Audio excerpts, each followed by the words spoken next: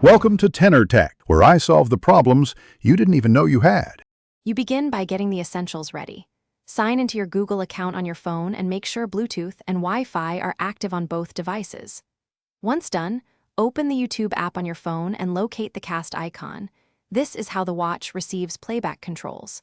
Make sure the Samsung Wearable Companion app is running because it bridges the connection. These steps let the watch act as a remote or display sync. They prevent pairing errors and speed up the next actions.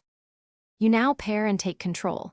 Open Galaxy Wearable, choose your watch for, and grant media permissions so the watch can control audio and video. Then, in YouTube, pick a video and tap cast, selecting your watch or the wearable option. This routes playback controls to the watch while streaming remains on your phone or cast device. Once connected, use the watch to play, pause, scrub, and adjust volume. This is faster than reaching for your phone and keeps your hands free during workouts or chores. You finish by ending the session properly. Stop casting from either the watch or the phone and close the YouTube app if playback stalls. If the watch disconnects, restart Bluetooth or force quit and reopen the Galaxy Wearable app. This often restores the control link. Make sure both YouTube and the wearable firmware are up to date because many casting bugs are fixed in updates.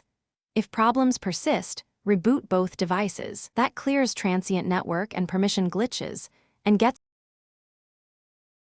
Thanks for watching. Subscribe to keep your life in tune.